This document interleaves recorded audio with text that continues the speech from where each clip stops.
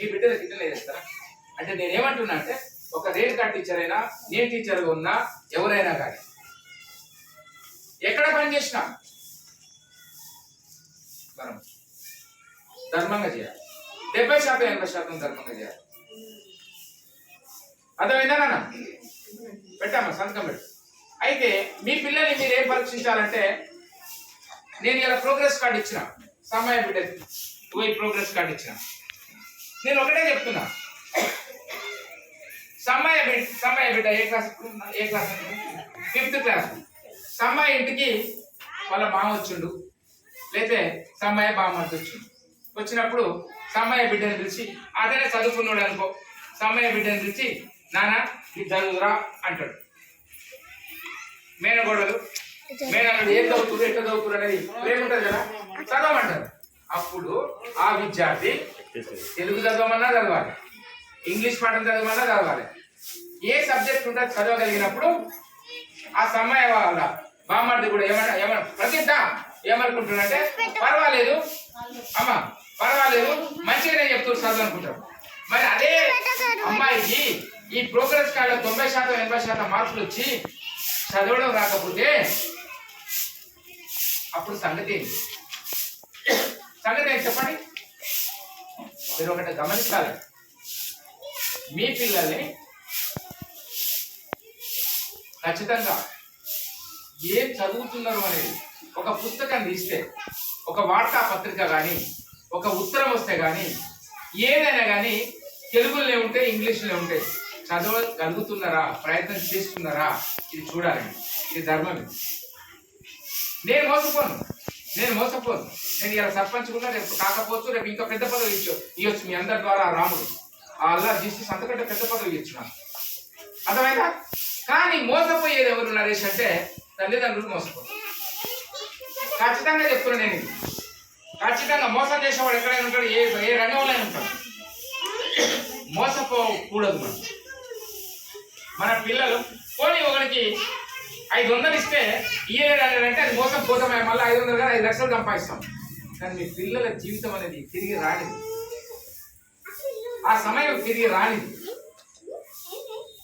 Renuka teacher చదువు చెప్పినా చెప్పకుండా జీతం వస్తే రేపు ఏ ఊరికైనా పోయి పనిచేస్తారు. ఉదాహరణ మాత్రమే చెప్తున్నాను నేను, ఏ ఊరికి పోయినా పనిచేస్తారు. కానీ ఇక్కడ 4-5 సంవత్సరాలు 10 సంవత్సరాలు ఇక్కడ పనిచేసి ఆ పిల్లవాళ్ళకి చదువు రాకపోతే ఖచ్చితంగా తల్లిదండ్రులు మోసపోతారు, ఆ పిల్లలు మోసపోతారు. వాళ్ళ భవిష్యత్తు ఏం కావాలని నేను ప్రశ్నిస్తున్నా. ఇది నా ప్రశ్న. ఒక 10వ తరగతి విద్యార్థికి ప్రశ్నపత్రం చదవరాకపోతే ఎంత కష్టం చెప్పండి. ఒక 9వ తరగతి విద్యార్థికి ప్రశ్నపత్రం చదవరాకపోతే ఎంత కష్టం చెప్పండి, ఎంత అన్యాయం చెప్పండి. మన బిడ్డలు ఆ విధంగా ఉంటే మనం ఊరుకుంటామా? మన కడుపులో పుట్టిన వాళ్ళు ఆ విధంగానే చదవరాకుండా బడికి పంపిస్తున్నాం, ఫీజులు కడుతున్నాం, మా పిల్లలు చదవడం రావట్లేదే, ఎంత అవమానంగా భరిస్తారు. మీరు ఆలోచించండి, మీ పిల్లలు చదువు రాకపోతే చాలా అవమానంగా భరిస్తారు మీరు. కాబట్టి నేను ఒకటే చెప్తున్నామ్మా, సర్పంచ్గా నా బాధ్యత ఉంది. రేపు వీళ్ళు ఎక్కడన్నా నాకు కలుస్తారు, ఈ బిడ్డలు కలుస్తారు నాకు ఎక్కడన్నా, నేను బాట పడి పోతుంటే చూడండి, నేను వస్తుంటే ఊళ్ళోకి వస్తుంటే తాతయ్య సర్పంచ్ తాతయ్య ఎదురుకి వస్తున్నాను. అర్థమైందా? రేపు ఆ పిల్లలు ఎక్కడన్నా చదువుకుంటూ ఒక డిగ్రీలు చేస్తూ ఇంజనీరింగ్ చేస్తున్నా కనపడితే మా ఊరు సర్పంచ్ తాతయ్య నమస్కారం పెట్టి నేను గర్వంగా ఫీల్ అయ్యాను. వాళ్ళు ఉద్యోగం చేసుకుంటూ నేను అక్కడికి పోతే ఎక్కడైనా కనపడితే వాళ్ళు నాకు కనపడి ఉద్యోగం చేస్తూ కనపడితే నేను గర్వపడతా. అర్థమైందా? కాబట్టి నేను ఒకటే చెప్తున్నా, మోసపోవడానికి సిద్ధంగా ఉండదు. ఒక 10,000 వర్గాలు ఇచ్చిన వాడు ఏలేదు, మోసపోయిన వదిలిపెట్టేసారు. కానీ మీ పిల్లల విద్య విషయంలో మోసపోతే ఒక తరమే మోసపోయినట్లు లెక్క, ఆ తరం ఇంకో తరం మీద ప్రభావం ఉంటుంది. కాబట్టి ఇవి గుర్తుపెట్టుకోండి. మళ్ళా నెక్స్ట్ ఇయర్ వచ్చే విద్యా సంవత్సరం నుండి కొంత టీచర్లు ప్రభుత్వం వీళ్ళని ట్రాన్స్ఫర్ చేస్తూ ఉంటుంది.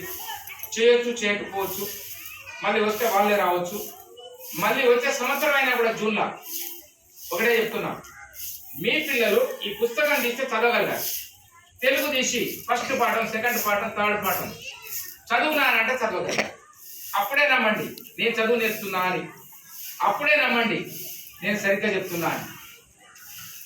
ఇది గుర్తుపెట్టుకోండి. నా మీద కోపం ఉంటే నన్ను అడుగుచ్చేదేను. విన్నారా బిడ్డ? నాన్న విన్నారా? ఇది సత్యం అమ్మ, చాలా సత్యం. పిల్లలు చూస్తూ ఉంటే ఎదిగిపోతారు. నేను ఒక మీటింగ్ పోయినా, విద్య గురించి మీటింగ్ పెట్టింది, చిన్నపిల్లల హక్కుల గురించి హైదరాబాద్లో పెట్టారు. పెడితే నేను పోయినా. పోతే ఒక ప్రొఫెసర్ మాట్లాడిండు. ఏం మాట్లాడిండు అంటే, మన రాష్ట్రం 38వ స్థానంలో 28 చెప్పిండు అన్న. ఆ స్థానంలో ఉంది, విద్యల చదవరాట్లేదు, ప్రాథమిక పాఠశాలలో కానీ ఉన్నత పాఠశాలలో కానీ చదవడమే రావట్లేదని ఒక నివేదిక, కేంద్ర ప్రభుత్వం ఒక నివేదిక ఇస్తే ప్రొఫెసర్ గారు వేదిక మీద మాట్లాడి చెప్పింది. నేను అన్నా, నాకు మైక్ ఇస్తే మాట్లాడితే నేను ఏకీభవిస్తున్నా సార్, నేను పాఠశాలలో కూర్చుంటా చూస్తుంటా. నిజమే సార్, నేను కూడా ఏకీభవిస్తున్నా అని చెప్పిన ప్రొఫెసర్ గారు. ఎందుకు జరుగుతుంది ఇట్లా? ఎవరు బాధ్యులు దీనికి? పెద్ద జైల్లో పోగొట్టి పప్పటిలో దూరాలకు వస్తుంది కానీ రాదు కదా. కాబట్టి ఎవరికి ఎవరి మీద శత్రుత్వం లేదు. మీ బిడ్డలను మంచి విద్యావంతులుగా తీర్చిదిద్దుకునేటువంటి బాధ్యత మీదే. దయచేసి మేడం ఆగండి, ఇది బాధ్యత మీదే. మోసం చేయడానికి నేను అడిగి ఉన్నా, మోసపోవడం తప్పైతే. కాబట్టి విద్య అనేది ప్రపంచంలోనే శక్తివంతమైన ఆయుధం. అది మన పిల్లలకు అందించాలి. మన కుటుంబంలో అలాంటి విద్య ఆయుధం మన కుటుంబంలో ఉండాలి. ఈ ప్రపంచాన్ని జయించడానికి సిద్ధంగా ఉండాలి మన పిల్లలు. కాబట్టి నేను చెప్పినవని నిజాలని, ఇలా అబద్ధం ఏది లేదు. ఏదున్నా నేను మళ్ళీ సమాధానం చెప్పడానికి రెడీగా ఉంటానని నేను మాట ఇస్తూ, భవిష్యత్తులో కూడా మీ పిల్లలకు చక్కని విద్య అందించే అటువంటి వ్యవస్థ నిర్మించుకోవాలి మనం అందరం కలిసి. కాబట్టి ఇక ముందు కూడా మోసపోవడానికి సిద్ధంగా ఉండదు పిల్లల విద్య విషయంలో. ఏదైనా కానీ పాఠశాల గురించి అడగాలి, అది మీ బాధ్యత. సర్పంచ్గా నేనున్నా, ఎవరున్నా ఖచ్చితంగా సర్పంచ్ బాధ్యత కూడా ఉంటుంది. కాబట్టి నేను ఎప్పుడు పాఠశాలకు వస్తూనే ఉన్నా. కొన్ని సవరణలు చేయగలిగిన నేను ముందు కూడా ఆ భగవంతుడు నాకు శక్తినిస్తే నా విధి నిర్వహణలో ఖచ్చితంగానే ఉంటా. మీ అందరి ఆశీస్సులు ఉండాలని కోరుతూ, పిల్లలు వచ్చే సంవత్సరం మరి ప్రభుత్వ పాఠశాలకే పంపాలని కోరుతూ, ఖచ్చితంగా ప్రైవేట్ పాఠశాలకు పంపకండి. ఇక్కడ ఎవరైనా కానీ ఏదైనా కానీ ఖచ్చితంగా మాట్లాడుకుని ఇబ్బందులు ఉంటాయి అనుకుంటాను. నేనేమి ఇబ్బంది పడా, ఖచ్చితంగా నాకు అవసరం లేదు. అర్థమైందా? నేను ఒక కోడిగుడ్డు తిన్నోని కాదు, నేను కోడగుడ్డులోని కాదు, ఏది తిన్నోని కాదు.